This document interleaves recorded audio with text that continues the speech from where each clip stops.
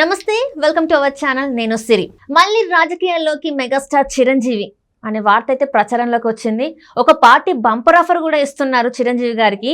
అయితే మళ్ళీ తను రాజకీయాల్లోకి వస్తారా రారా, ఆ బంపర్ ఆఫర్ని స్వీకరిస్తారా లేదా అని చర్చించడానికి మనతో పాటు ఉన్నారు ప్రముఖ సీనియర్ జర్నలిస్ట్ దుర్గా కుమార్ గారు. నమస్కారం సార్. నమస్కారం మసిరి, మన వీక్షకులు కూడా నా నమస్కారం.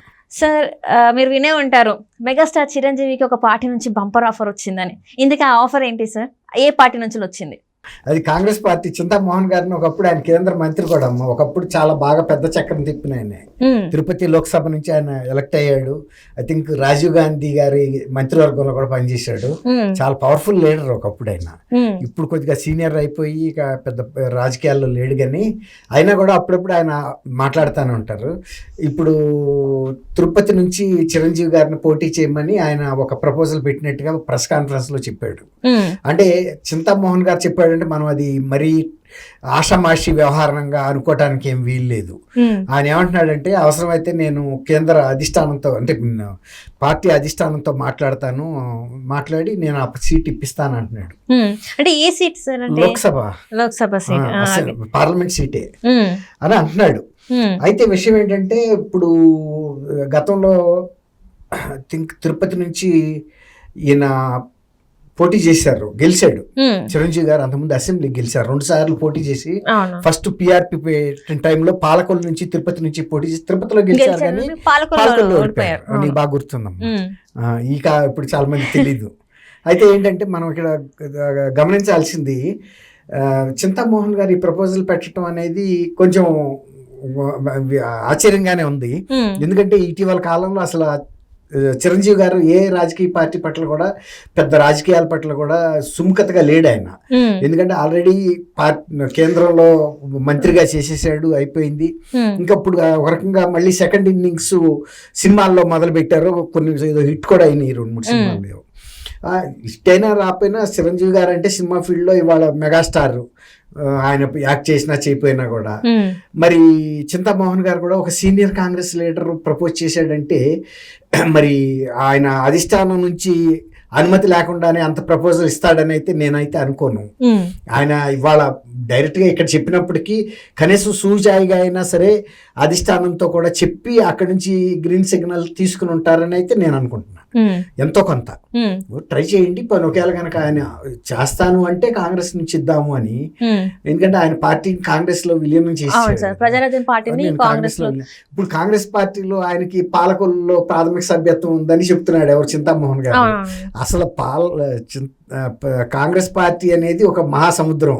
అందులో సభ్యత్వం ఉన్నా లేకపోయినా ఎవరినైనా సభ్యుడిగా స్వీకరించే పార్టీ అది.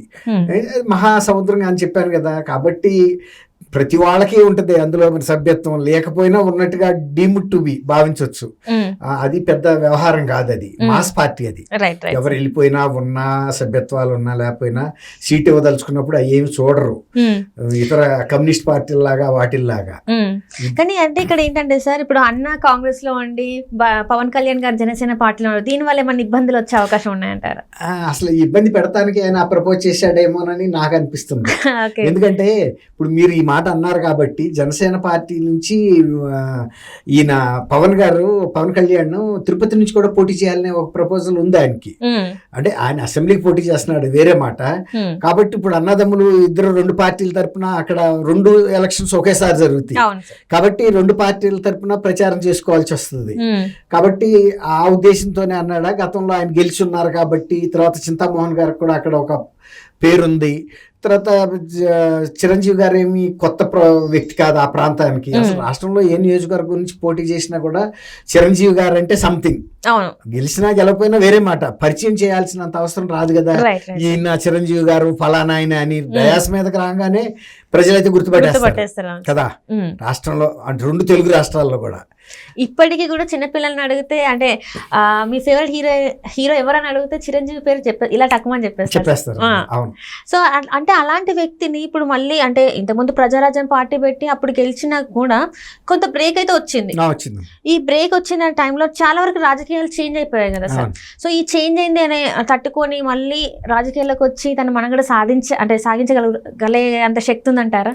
అని చిరంజీవి గారికి ఇప్పుడు మీరు అన్నట్టు ఇప్పుడు గతంలో కూడా కొంత సినిమాల్లో గ్యాప్ వచ్చినా కూడా మళ్ళీ కొన్ని హిట్లు తీశారు కదా.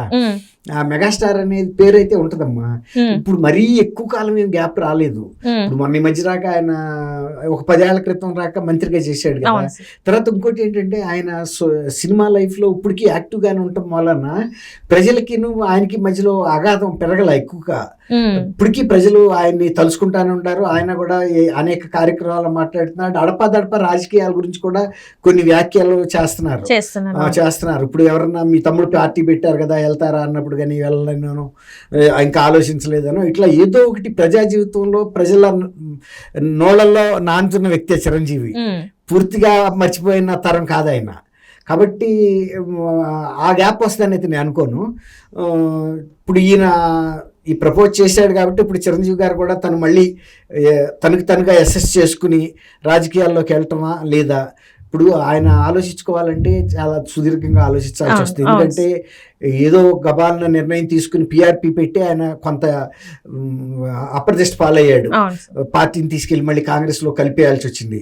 ఆయన ముఖ్యమంత్రి పీఠం మీద కన్నేసి రాజకీయాల్లోకి వచ్చిన వ్యక్తి ఆఖరికి తన ఉనికిని కాపాడుకునేందుకు పార్టీ ఉనికి కూడా తీసుకెళ్లి వేరే పార్టీలో కలపటం అంటే ఒక రకంగా అది కొంచెం అవమానకరమైన విషయం. అయినా కూడా అది ఆయన గత్యంతరం లేని పరిస్థితిలో చేశాడు. ఇప్పుడు గప్పున పోటీ చేసి గెలిస్తే పర్వాలేదు, ఓడిపోతే కొంచెం ఆయన మళ్ళీ ఆలోచించుకోవాలి ఈ ఏజ్ లో నాకు అవసరమా ఇది అనేది. కాకపోతే రాజకీయాల్లో ఇట్లా గతంలో కృష్ణరాజు గారికి కూడా కొంత గ్యాప్ వచ్చిన తర్వాత మళ్ళీ పోటీ చేసి కేంద్ర మంత్రి అయిన సందర్భాలు కూడా కృష్ణరాజు గారికి ఉన్నాయి. ఇప్పుడు కృష్ణరాజు గారి కన్నా కూడా చిరంజీవి పాపులర్ పర్సనే. కాబట్టి వాళ్ళ జాతీయ స్థాయిలో కనుక సపోజ్ రాహుల్ గాంధీ అంటే పార్టీ గెలిచింది అనుకోండి, ఒక్కోసారి మంత్రి అయ్యే అవకాశం కూడా ఉంటుంది. ఇలాంటి లక్కీ ఛాన్సెస్ కొన్ని తగులుతాయి జీవితంలో. కాబట్టి అవి చిరంజీవి గారికి తెలియదని మనం అనుకోలేము. ఇలా ఇవన్నీ ఊహించి ఒకవేళ నిర్ణయం తీసుకుని ఒక అధిష్టానం కూడా ఈయనకి ఇస్తానంటే ఒకసారి గెలిచాడు అనుకోండి, పార్టీయే కేంద్రంలో పవర్లోకి వచ్చినప్పుడు సపోజ్ మళ్ళీ ఇంకొక టర్మ్ సెకండ్ ఇన్నింగ్స్ లో కూడా కేంద్ర మంత్రి అవ్వాలని రాసి పెట్టుంటే ఎవరు తప్పించగలుగుతారు? అంటే రాతలో ఉంటే ఇంకెవరు తప్పించలేరు.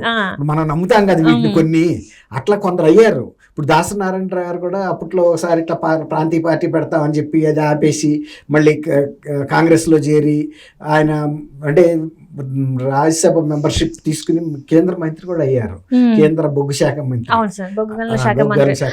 అందులో ఉన్నప్పుడు తను మరణించడం కూడా జరిగినట్టుంది కదా సార్. తర్వాత మంత్రిగా లేడు, చనిపోయేటప్పటికి దిగిపోయాడు. అప్పుడు కొన్ని వాటి మీద కొన్ని కుంభకోణాలు వచ్చినాయి. ఆయన మీద కొన్ని సిబిఐ కేసులు అవి బుక్ అయినాయి. అయితే అవన్నీ తేలక ముందే ఆయన దురదృష్టశాత్తు చనిపోయాడు. మీరు గోదావరి కని కాబట్టి బొగ్గు గనుల గురించి మీకు చెప్పాల్సిన అవసరం లేదు. అందుకే మీరు అడిగారు, మీకు ఆ నాలెడ్జ్ ఉందని తెలుస్తుంది. Right sir, right. Thank you so much sir. మీరు మా స్టూడియోకి వచ్చి మీ విలువైన టైం ని మాతో స్పెండ్ చేసినందుకు ధన్యవాదాలు. థ్యాంక్ యూ అమ్మా సిరి, మన వీక్షకులు కూడా నమస్కారం. సో ఇది ఇవాళ చర్చ. అంటే రేపటి రోజున చిరంజీవి గారు మళ్ళీ రాజకీయాల్లోకి వస్తారు అంటే వచ్చే ఛాన్సెస్ ఉన్నాయని చెప్పుకోవాలి. సరే, అసలు వస్తారా రానేది తెలియాలంటే ఇంకొన్ని రోజులు మనమైతే వెయిట్ చేయాలి. ధన్యవాదాలు.